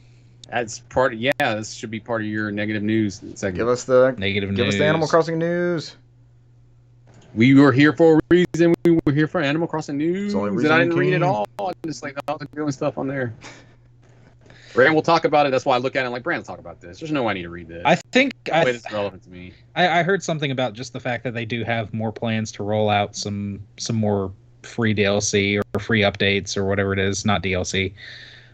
But they've been quiet on that front for a while because they were pushing out stuff for the holidays, and they had so many things come out, and then all of a sudden it stopped. They hadn't released any kind of new Because they loop back around to anything. like Bunny Day and all that stuff, right? Yeah. Didn't they start doing the Oh same gosh, not Bunny Day again.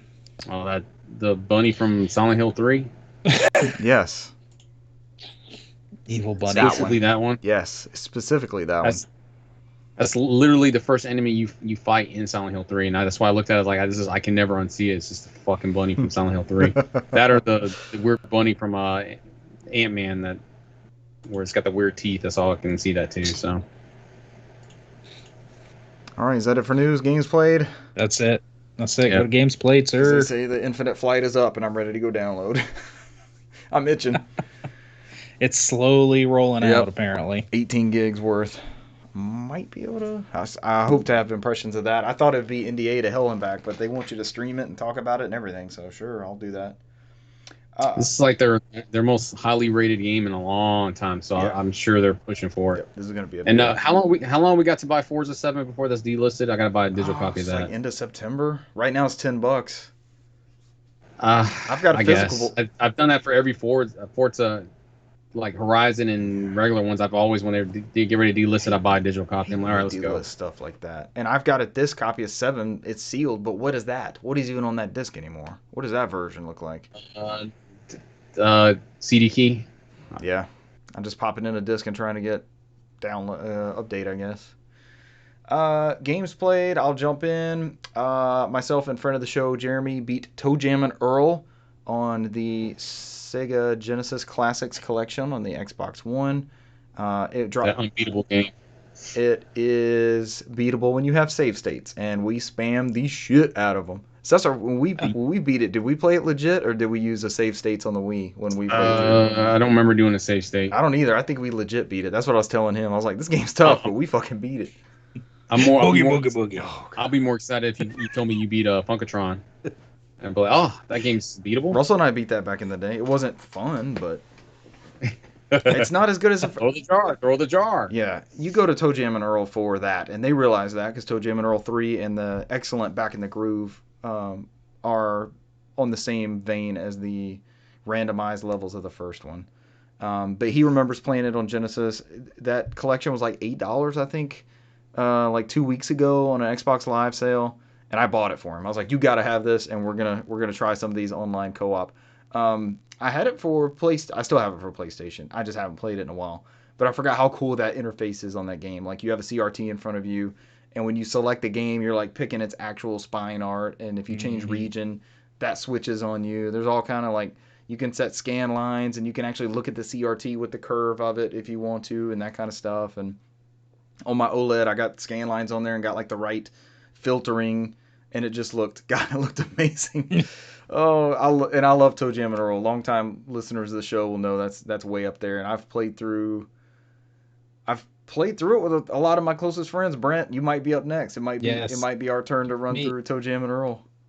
I know you and I. Oh gosh, was that when I came over and got those consoles? Did we started on a game night? I think, yeah. And we sat there and You were like, "Have you played Toe Jam and Earl?" I said, "No," and we gotta play. I introduced you to it. Yes. Even better. Spread the sickness. Oh my lord! And I've loved Toe Jam and Earl since, man. It's a good game. And it could be that Genesis one. It can be so cheap, man. You'll get just bullshit. Though when the boogeyman comes at you, like Brant was making that noise he makes, he can like just rag you out and kill you, and you never really have a chance to get away from him.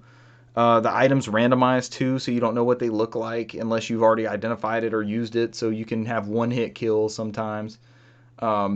I had the boogeyman getting caught randomly by the hula ladies. Oh yeah, you're running from the boogeyman, and then the hula lady makes you dance, and then the boogeyman's right there getting you, or the dentist. La la la, the dentist is coming after you. I can't remember what kept pushing you off the damn levels when we were playing, but it kept. It's always either the boogeyman or bees. The bees did not get me this go around. The bees are horrible. The bees always fucking light me up.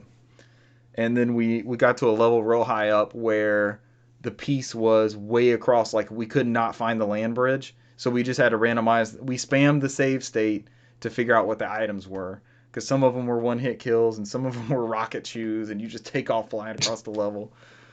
Oh, it was good times. And I think there's a bunch. There's like 6 to 8 of those games, I think, that are 2-player co-op online. Mm-hmm. And the co-op was...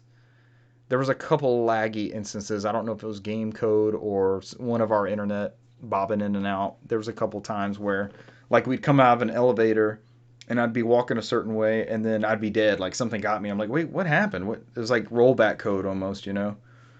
Yeah. And, man, Toe Jam and Earl's a good-ass game. I'll play through that anytime. That's one of my go-tos. I had a couple more. I played a little bit more Ratchet and Clank. Nothing too much further. I need to have another day where I sit down and knock it out. I bet I've only got like 4 or 5 more hours to go. Yeah, you were on Blizzard, and that's. I just finished that part. So now you're on to try and find the fixer. Yep. So yeah, you're getting there. You're pretty close. And I immediately did the side mission. Like I stumbled in each level or world seems to have like a side mission that you can also do. It'll show up on your little optional thing. Like you could do this too. And it seems like I stumbled into that first. So I'm immediately like helping this chef. She's looking for these ingredients and I have to fend off these waves of things coming after her. And that was not difficult. Like I was expecting it to be way harder. Here's the thing, it'd been a week or so since I played. I forgot L1 bounces you between the dimensions, like between the rifts. So I'm just running. I'm running in between them because there's these 2 traps you could set off on the floor. And I'm like, I'm looking at it and I'm hitting square. I'm like, how come I can't get across there? What the fuck? Why am I having to run? And so I'm thinking, okay, this is just how they take it away from you. This is how they want you to play, where you just have to run. I think it's Rivet that you're playing at as that point. Yeah. I think you have to run Rivet across there because it'd be too easy if you just did the dimensions. Nah. But the thing, I think at that point I had Mr. Fun Guy leveled up a decent amount. And just throw that out there. What's the little one that sends out like the little dog drone dudes? I know the one you're talking about. I can't think of the name of it. I remember. I would just use those and let them go back and That's forth. Pretty good. And if I needed to, I'd hop between the portals. Man, I was just hauling ass, setting those traps off. And the thing you have to protect, it got down to like 74%. So even with my like not even playing well, it didn't really get attacked. So I got the gold bolt or whatever that extra thing was she gives you. It might have been a suit piece. Ratchet and Clank is awesome. I think the biggest thing I'm always forgetting something. It's going to be something, but then I'll just use it next week. SSR9. Oh, Skyward Sword. Oh, Skyward Sword. I played a shit ton of Skyward Sword last weekend. Yeah. So everything I complained about last week, my biggest complaint was, and I'm totally convinced motion controls is the way to go. I'm glad you have the option for both, but I never can get the flick and all that down right. And the problem I had with motion controls is going into the start menu to resync that, like this centralized part of the sword. That still sucks. But you don't have to go into the start menu. You can hit Y at any point and you'll hear this noise. You hit Y on that right Joy-Con and it'll center wherever you're holding the Joy-Con at. So it still sucks in the manner of it's not as precise. The motions are more precise than the Wii version, but it does not stay recognized as long as the Wii version, from what I can tell. because I'll have to hit that. I hit it almost nonstop now just to resync and be in the right thing, because when I go to do something, I fought one of the first bosses, and it's the Girahim guy. It's the first time you fight him. That is a frustrating ass fight, because they do not ease you into this. You are expected to like know what to do with this guy, and he's taunting you because he's super overpowered. He catches your sword. Like everything that you do, he's catching your sword.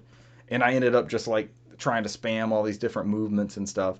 Luckily, they give you. God bless the motion controls when you do this and something just hits. Yeah. I'm like, oh, look, I did something. I'm the best Link ever. I do that with. Somebody walks by your window, you're like, oh, I'll take this. The funniest thing, and I think I made a clip of it. When you get the bug net and I'm after the bugs and stuff, I can never like get them right. So you just see me, I'm just like flapping the bug net around trying to catch whatever. It looks stupid. It looks like Luigi with a vacuum cleaner. I could do this. I could do this all day. Yeah. But I beat that first boss. The story drives this one forward pretty good. There's great story beats to this. But my two tips, I wanted to give Brant this because Brant was telling me he hadn't quite started it yet. Use that Y on the motion controls. Just hit Y, and wherever you're holding it, wherever you want to do it, that's going to center that Joy-Con. And I'd say, man, like every 15, 30 seconds, it's so often that it loses track of where you are. Because I would just be moving around. I'm sitting in bed playing, and I'm in a normal seated position, and I see Link just like dragging a sword behind him like it's broken or it weighs 500 pounds. I'm like, how the fuck does this happen? Or maybe I just have broken Joy-Cons. Maybe it's not supposed to take that long. I got to break it. He skips arm day in the gym, that's why. That's what it is, just that one. Yeah, that's exactly it. He only does leg days. He's the opposite of most people, so. Yeah. He's got strong legs. Because he can sprint, but not very far. It's my favorite conversation I have with employees all the time in my job. They're always like, if I just run, can I just skip a leg day? I was like, no, I never skip a leg day. That's not how it works. You need some weights. So I beat that first dungeon, and Girahim was at the end of that one. I didn't die. I still haven't died in this game. It's not hard. There's a learning curve as to figuring out what they want you to do, and I think the best way to accomplish that is with the motion controls. That's what I've kind of settled on. But I went to the second area, which was like a fire. I was expecting Gorons, but there's this whole race of like underground digging mole looking people, and you've probably seen the clips on the trailer, but this is where you have the ball where Link's running over the fire. And there were these first two dungeons have incredible puzzles in them, and the way the dungeons are laid out and the callbacks to certain items that you'll have to use. Like the first thing you get is it's called the beetle, and that flies perfectly if you're synced up right, and Link takes it out and like shoots it in the air, and it's almost like a remote controlled robot thing that you can fly around that collects rupees and hearts, and it hits switches. That's the big thing.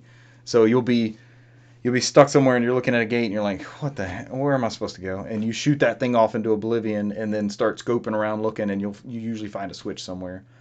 But the way the levels have flowed, and it seems a lot of the like Ocarina of Time and Twilight Princess and stuff, it seems like it takes up a lot of real estate inside the dungeon. Like it'll be this big sprawling map. But the way the puzzles are intricately put about the rooms, the first two dungeons I played, they haven't been huge, but they've taken a good amount of time just in working your way around. The room has like so much to offer in it. So it's a lot of fun to just go into a new room in these dungeons and just look around and be like, all right, probably going to end up over there.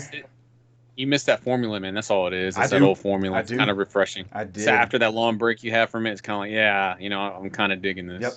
And I do see where they peaked with that. These are some of the best puzzles out of those 3D Zeldas. They're incredible. I just got to a part. I beat the second dungeon. I got to a part where there's a time shift mechanic, and I did not know this was a part of this game. I'm in the Lanayru Desert, and there are some crystals that you can hit. Oh, I think this is where I quit on the Wii game. Is it? I remember this one.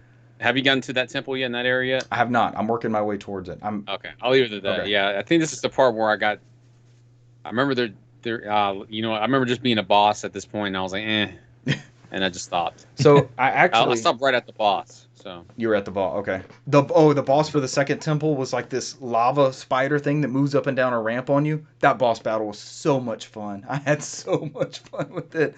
That moment and the puzzle leading up to it, it was just like, this is incredible. This is really good. That was an awesome boss battle. It's if anybody's played a Zelda fire dungeon game, it involves bombs, and the enemy has to inhale the bomb at a certain point, but it's like how that plays out. They play on a lot of the 3D tropes of that series with this game where they turn them on their head, and it's not quite what you expect. Even the bombs themselves, like in the 3D Zelda games, you would start off with the bomb flowers, then you would graduate to the bombs. But in this one, you always have the bomb flowers. You can stack, you pick them up, and you can store them in your bag, and that's the bombs in this universe. They're just bomb flowers littered about Hyrule. Or the surface. I'm not in Hyrule. I'm in the surface, even though it's Lanayru Desert and Faron Woods. So I think it's Hyrule. We'll see. But this place I'm at has the time shift mechanic, and when you hit these crystals, so I had moved my Switch OLED.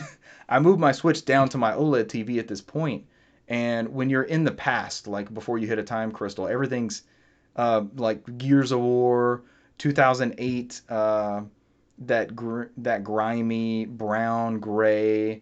And it just didn't look good. And I'm like, oh my God, why did I switch to this TV? My TV should be doing better than this.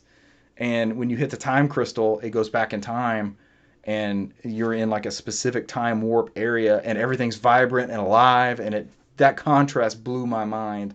And the puzzles are involved with it. So like in the past, it'll be a sandy area that you can walk across, but in the past, it'll be like a plant or something that's in the way, and it'll have poison, you can't get across, that sort of thing. But if you go in the past, all of a sudden everything's dead, it's dried up, and you can walk across it. So there's been a lot of fun mechanics between switching, and there's times where you'll walk to a certain area under one, you'll have to hit a switch off in the distance, almost like the boomerangs in the 2D Game Boy ones, where you'll hit a boomerang to switch a path and that sort of thing. But the way it plays on this time mechanic, because there's like some robot characters that they come to life in the I'm gonna get them mixed up, past or future. They come alive in the past where everything's vibrant, but in the future everything's dead and rotten and dry. That's the desert. But the contrast of this area, and the music picks up and everything, it's so cool. Nothing has been the same in this game. Everything's like surprising every area I get, but it's really, really highly recommend. Brant, you were talking about waiting for the patch.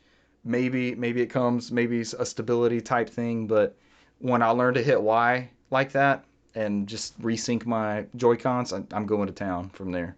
There's still some things that are hit and miss, but they've pretty much taught you at this point like what you need to know. You know what the game's going to throw at you. It's just what they're expecting. Between him reading my sword, and I had to fight the Lizalfos. They were pretty tough because it's not early 3D Zelda where you just kind of learn their pattern and spam them in some way. You still can by just flipping the thing around, but there is some nuance to landing blows and not having to. I think you can play and chase heart containers, and I've done that in some sections, and then you can play and really learn it and be the master of that. Like Cesar was saying, my shield burnt up in one area, and I'm like, fuck this. I've been using this thing. That's how I beat these guys. So then you have to find another way to try to take them out, or go back up into the sky and get your shield upgraded. That's kind of a nod to, or from Breath of the Wild, is that you'll collect bugs and rocks and ore and things like that, and those can be turned into weapon upgrades and equipment upgrades and things like that. Skyward Sword is excellent. I'm loving this game. I'm glad we got this version of it. This is the one to play for sure. And then the last game, I've already talked way too much. Cesar and I played Tokyo 2020, the official Olympic Games game of the Olympics, Tokyo 2020.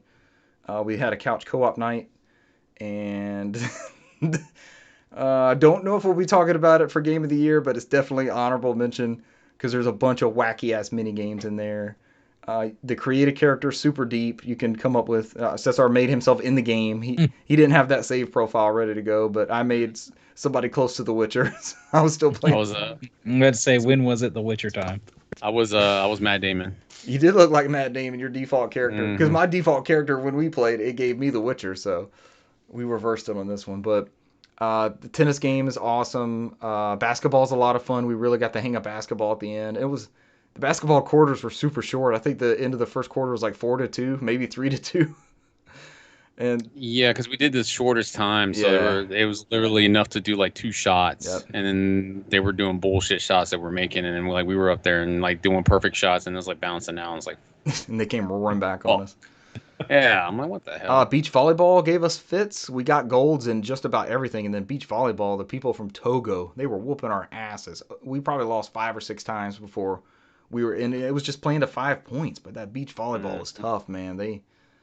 I don't know if we weren't playing right or that one's just harder or how that works. But we weren't playing right because we blew through all the other ones outside of bullshit swimming. Swimming's where we dropped it. Swimming is a nightmare. So all these mini games are basically Mario Party mini games, right, Brant? So you're playing. It's like 2 buttons maybe. Mm-hmm. You have a block button, you have a shoot button, or you have in the hammer throw. You're holding down L and R to start with, and then you're spinning, and then you're hitting X to launch your hammer or something like that when it goes in slow motion. It's all like basic mini games. Fucking swimming is like DDR on crack mixed with Shenmue QTEs, and it's tough. It's all rhythm, and it's throwing you off. So as you're swimming, you see these arrows coming in, and you have to hit up. So it's like up, up, up, up as you're doing the freestyle. As you're rapidly pressing X to speed up. It's like multiple things at once. It's a pain. And it's not intuitive across the controller. Because when your swimmer tumbles over and pushes off the wall, you got to hit L1 to boost off the wall and then tap X, and it's so much going on. It's like, and so that's why we never competed, did we? Like you and I were 7th and 8th on every heat. And I play Hatsune Miku games all the damn time, and that's pretty much the whole up thing. Is you have to hit the reticle as it hits on the up thing. If it's too late or not, and then you slow down like big time. It's like you have to be perfect. It's tough. We ran through table tennis. That one was pretty easy. We got the. I don't know how the fuck what did we do in table tennis? It was like we did doubles table tennis, which we looked virtually impossible because it's like the world's smallest table, and we're on top of each other, like our characters are moving. Yeah, literally just slamming X, and somehow we were just beating them. So. We ran straight through them. They never got a point on us. We got gold immediately, and it's like it's just one event, and then you're up on the podium holding your medal. You're like, hey, I won. I'm the Witcher. I got the gold medal. I took a break, and now I'm here in the Olympics. I took a break from slaying monsters. Now I'm slaying Russians and Togoans. You mean the Rock? The Rock, yeah. Russian Olympic Committee. Excuse me. We liked the triple jump was fun. Was it triple jump or long jump? It was long jump. That was a lot of fun. It was like X square. Take off the bullshit one was how you immediately got the fucking arm throw or whatever that shit is. The hammer throw. It was my first throw was perfect. Forever.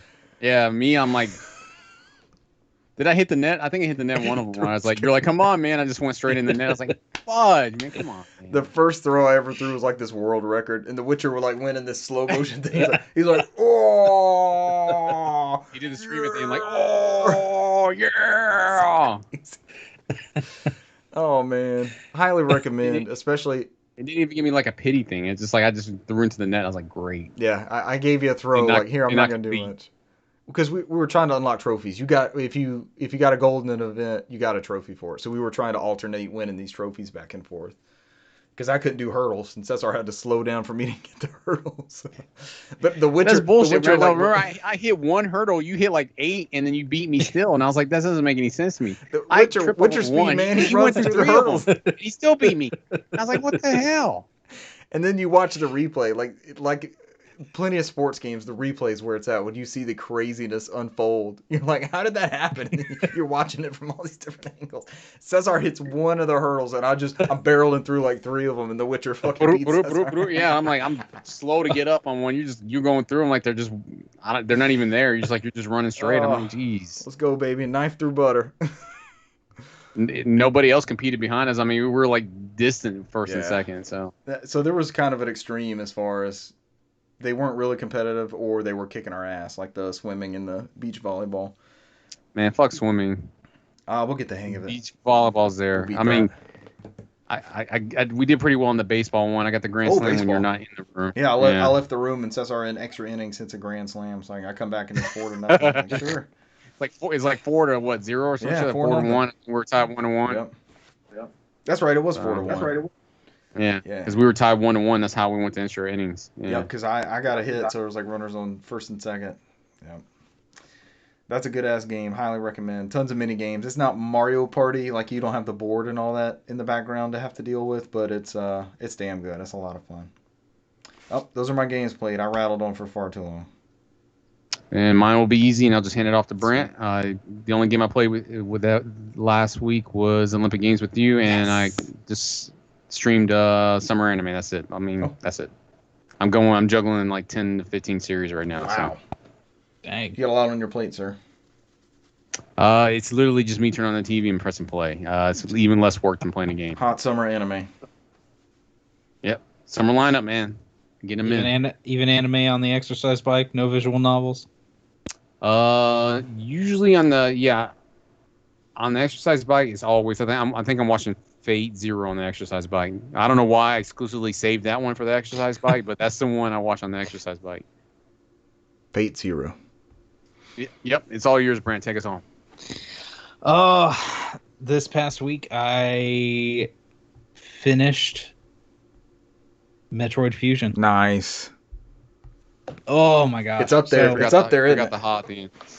So, gosh, I was going after the wave beam or the long beam. I think it was the wave beam. And to do that, you have to like kind of go around and I had mentioned last week that in the story you kind of get this feeling that there's something else going on because you have the SAX or whatever it is, SAX, Evil Samus, Dark Samus are running around hunting you. And dread. Were you full of dread, Brant? I'm full of dread. You have the computer AI that's kind of informing you where to go, and it's talking with the headquarters, like the Federation or whatever they are. And you know, at one point they say, you know, Samus doesn't suspect anything, blah blah blah. And the reason we talked a little bit about the controversy of how, you know, when it came out, people didn't like the fact that it told you where to go, it did this and that, and that's even part of the story. Yeah. The way that it so eventually, if you run around and go through different places, you'll find power-ups, and the computer starts saying, oh, well, that's odd that I didn't know that it had the data for that, or it's interesting that you got that power back, you know, after you get these different upgrades. It's, you know, that wasn't scheduled, or and then the computer gets mad at you for going and exploring. Like, how did you get over here? You weren't supposed to be in this area. I told you were supposed to go here. And like, what is happening here? Where am I? Yeah, it becomes very odd. And you just by exploring and doing what you're supposed to, you'll eventually come upon an area that's like this restricted area that you can eventually get in through. And it's a breeding area for Metroids. And they were breeding Metroids all along, and they wanted to, you know, even though they were supposed to be dead, they were planning to use the Metroids supposedly for good. But as everyone does with a bioweapon. Yeah. And at that point you wind up trapped in this area with Metroids and one of the Dark Samuses, and you have to escape this area, and it kind of ejects from the satellite you're on, it's not a research station. It's it's like it is kind of like a research station. And I guess it explodes, but then you find out that there's more than one of these Dark Samuses running around on the ship, because the parasite can just multiply. Yeah, it's asexual. It can just go. A sexual Metroid. Yes, asexual Metroid. Parasite. That's probably our title. Parasite. Asexual parasite. Asexual parasite. But the the end and everything else, getting through and going and beating this game, the way it ends, the whole game as a whole. I said that I was enjoying the way that the story's told and the fact that there are more story bits. The way that everything came together at the end, I really enjoyed the Samus Returns on 3DS. Yep. I've enjoyed playing all of these other Metroids, but honestly, taking in consideration all of the 2D Metroids, Metroid Fusion is probably my favorite. Oof. Because it's so good. Bold claim. It's my favorite too. So good. I love that one. So you're excited, that being your favorite Metroid, we're getting a direct sequel to that one, essentially. Made by the studio that you also enjoyed their take on Metroid in Samus Returns. Mm-hmm. Yeah, I know Metroid Dread is high up on your list, sir. Yes, Dread is... And I wasn't able to secure a special edition, so no. I mean, I'm gonna wind up... Give it time, somebody will cancel something, they'll come out. Either that, or I'm gonna try to go to that games retailer that's around the corner from our working become your spot. Headquarters. Become your spot. And I've had such good luck there with stuff that I'll probably I'll see if they have a special edition. They'll probably have the Amiibos Day 1, and I need to remember because I know when we were... I'm gonna be your competition. My only leg up is I'm already in the field. Some guy just beat you to it.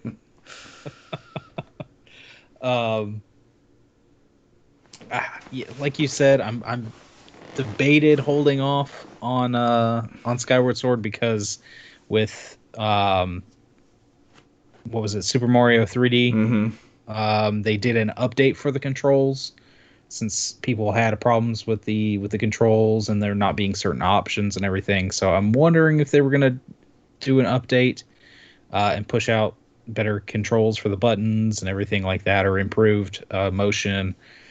But I may go ahead and jump into it. It's good. It's good, man. And doing that, resyncing the thing outside the menu, I thought you had to go in the menu. That changed everything for me. Yeah. Yep. But honestly, I still am somewhat on this, like, Game Boy Advance kick. What's next? Wario Land 4. I feel like, maybe staying on the Game Boy Advanced, or I've been playing with the DS, so maybe even throwing a DS game in there. Castlevania. You got 3 Castlevanias in there. Oh gosh, yeah. With basically celebrating Metroid by playing these games, I feel like I need to play multiple Zelda games besides just Skyward Sword. There you go. So open up all fronts. There's I should play something like Minish Cap, or have you ever played Minish Cap? I've played a little bit of Minish Cap. I've never beaten that one. It's a good one. It's a really good one. It's always one that when I boot it up and start it, it's such a good game. Yeah. So much charm in that one. I love the bird hat concept. Yeah. He's super cool. And I know you didn't like Spirit Tracks that much, or was it? It was Spirit. I never played Spirit that Tracks one. and then Phantom Hourglass. Yeah, I did not like. And I liked both of those, but for what they were, I thought they were pretty good. Not my Zeldas.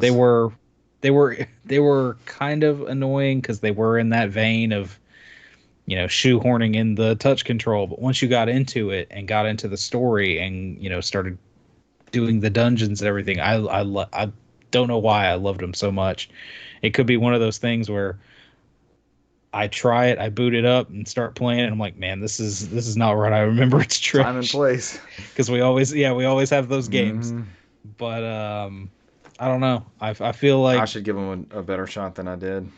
Yeah, a lot of these games that we love, they're in their whatever anniversary. I mean, Pokemon's 25th is this year. Zelda's 35th is this year.